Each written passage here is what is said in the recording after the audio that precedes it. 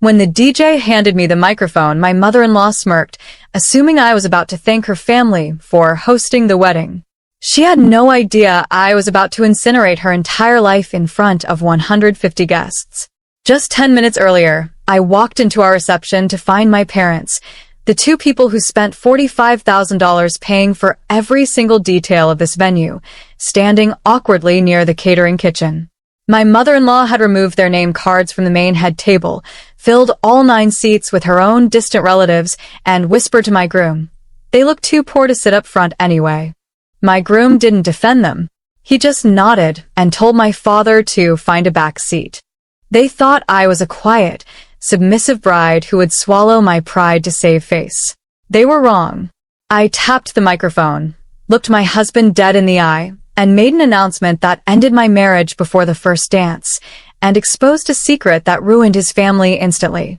My name is Violet Harper. I'm 29 years old, and up until the afternoon of my wedding day, I genuinely believed I was marrying into a respectable, loving family.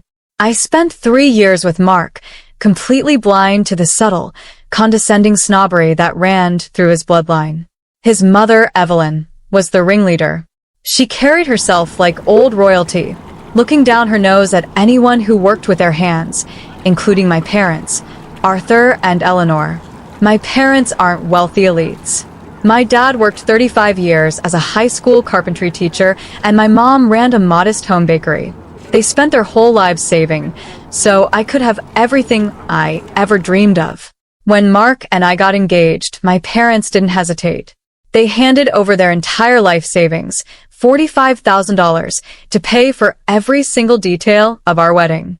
Every flower arrangement, the 5-course dinner, the open bar, and the grand ballroom at the historic estate were paid for in cash by my father's calloused hands. Evelyn, on the other hand, contributed nothing except endless criticisms. She constantly made passive-aggressive comments about my parents' simple tastes and made sure everyone knew her family belonged to the local country club. But my parents took it all with quiet grace, refusing to cause a scene because they just wanted me to be happy. They had no idea that Evelyn was planning the ultimate humiliation, or that the man I was about to marry would stand by and let it happen. The ceremony itself was brief and beautiful, but the moment we stepped into the grand reception hall, the illusion completely shattered. I had stepped away for just 10 minutes to fix the train of my dress and catch my breath. When I walked back out toward the ballroom, I saw my parents standing awkwardly near the double doors leading to the catering kitchen. They looked completely out of place, holding their dinner menus with hesitant, embarrassed smiles. Confused, I walked over to the VIP head table, the long, beautifully decorated table situated directly in front of the dance floor. It was supposed to hold 9 seats, 4 for my parents and me, and 5 for Mark, his parents, and his siblings. But as I drew closer, my stomach turned into a hard knot. The custom place cards my mother had spent hours calligraphy writing with my parents' names were gone. In their place sat Evelyn's distant cousins and her country club friends, laughing and sipping the champagne my father had purchased. Evelyn was standing right beside the table, adjusting a floral centerpiece. I stood hidden behind a decorated pillar just a few feet away, close enough to hear every word. Evelyn leaned down toward Mark, who was adjusting his cufflinks, and sneered, "I moved your in-laws to table 14 near the back doors. They look far too poor to sit up front, darling. Their outfits look off the rack, and frankly, having them in the main photos will ruin the aesthetic for the family album." I held my breath, waiting for Mark to shut her down, to defend the people who had just paid for his entire wedding. Instead, Mark offered a weak, uncaring shrug. "Yeah, you're probably right, Mom. They're simple people anyway. They'll be happier back there out of the spotlight." Blood rushed to my ears, hot and loud. I stepped out from behind the pillar, my eyes locked onto Mark. He jumped slightly when he saw me, his face flushing with a sudden wave of guilt. Before he could speak, I grabbed his arm and pulled him into the quiet hallway near the coat check, away from his mother's watchful gaze. "Fix it, Mark," I said, my voice barely above a whisper, but trembling with raw rage. "Put my parents back at the head table right now. They paid $45,000 for every single thing in this room, and your mother just pushed them into the dark by the kitchen." Mark rubbed the back of his neck, refusing to make direct eye contact. "Violet, please don't make a giant scene over chairs. It's just seating." "It's not just seating," I snapped, my fists clenching against the lace of my dress. "It's respect." She called my parents poor. She said they'd ruin the photos. And you sat there and agreed with her. "Because she has a point about the pictures, Violet," Mark argued, his tone shifting from defensive to patronizing. "My family has a reputation to uphold with our guests. Your parents are quiet, simple people. They don't care about being in the spotlight. Why do you have to ruin my mother's special night over something so trivial?" His mother's special night. The words hung in the air like poison. I looked at the man I had just sworn to love for the rest of my life, and the scales fell from my eyes. He wasn't a partner. He was a spineless boy terrified of disappointing his snobbish mother, completely willing to step on my family to keep her happy. I took a deep breath, stepped back, and said, "Okay, I won't make a scene in the hall." I turned on my heel and walked straight past Mark, heading directly toward the DJ booth at the far corner of the dance floor. The DJ looked up, surprised as I reached out, and pulled the cordless microphone right out of his hand. I tapped the steel mesh twice. The sharp noise echoed loudly through the high-ceiling ballroom, cutting through the background jazz music and the chatter of 150 guests. The room instantly fell into a dead hush. Every head turned toward me. Down near the front, Evelyn was smirking, subtly smoothing down her silk gown, clearly expecting me to give a sweet, traditional toast thanking her family for hosting such a wonderful evening. Mark was jogging toward the dance floor, his eyes wide with sudden panic. I adjusted my posture, looked straight into the crowd, and raised my voice. "Good evening, everyone," I said, my voice echoing clear and unwavering through the speakers. "I'd like to take a quick moment to talk about respect, generosity, and family. As many of you know, weddings are incredibly expensive. This evening's celebration cost $45,000.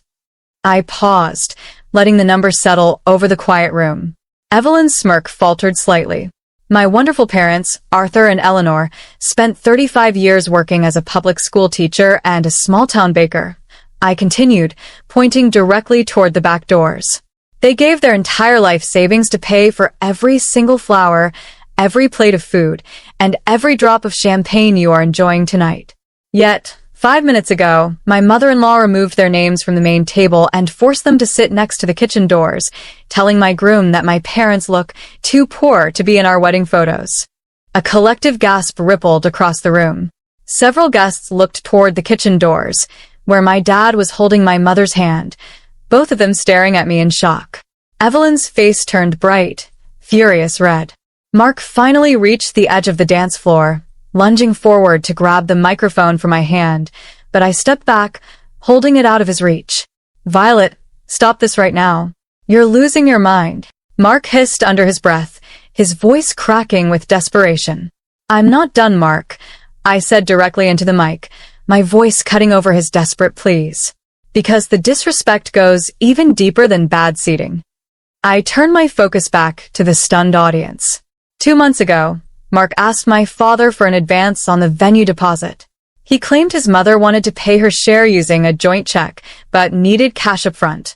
My father trusted him and wrote a check for $15,000. But yesterday, I found the receipts. Mark didn't use that money for the venue. He used my father's hard-earned savings to secretly pay off Evelyn's massive personal credit card debt. Gasps turned into outraged whispers. Evelyn looked like she was about to faint, her eyes darting around the room as her country club friends began whispering behind their hands. Mark stood frozen, completely exposed in front of everyone he knew.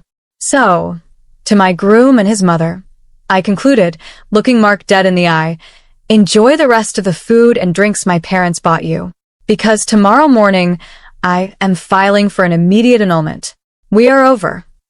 I dropped the microphone onto the stage floor with a loud, resounding thud that echoed like a gunshot through the speakers. Chaos broke out instantly. Evelyn surged forward, her high heels clicking loudly against the polished hardwood as she shrieked hysterically about the unforgivable humiliation I had brought upon her family. Mark grabbed my dress, begging me to listen, but I shoved his hand away with every ounce of strength I had left. "Get out," I said calmly, my voice deadly steady. "You can't kick us out of our own wedding," Mark yelled, his face twisted in desperate rage. "It's not our wedding, Mark. It's mine," I replied. "And every single contract for this estate, from the security team to the catering staff, is strictly in my father's name." Right on cue, two heavy-set venue security guards, men my dad had hired and paid personally, stepped onto the dance floor. I pointed directly at Mark, Evelyn, and their stunned relatives sitting at the head table. "Please escort these people off the premises immediately. They are no longer welcome on the property." The crowd erupted into hushed chatter and phone camera clicks. Evelyn tried to maintain her dignity, but as the security guards flanked her and began marching her toward the exit, she looked entirely defeated. Guests whipped out their phones, recording every second of her frantic, red-faced exit as she tried to hide her face behind her designer purse. Mark was dragged out right behind her, screaming my name, but I didn't look back once as the heavy oak doors slammed shut behind them. 6 months have passed since that night, and life looks completely different now. The annulment was finalized smoothly, erasing every legal tie I had to Mark. Since the wedding ended early, my parents and I managed to get a partial refund from the venue and caterer for the unused hours.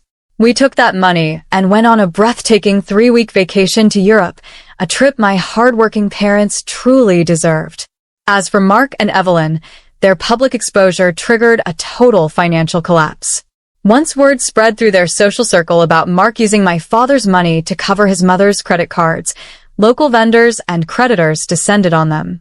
Evelyn was forced to liquidate her country club membership to pay back the stolen $15,000 under threat of legal action.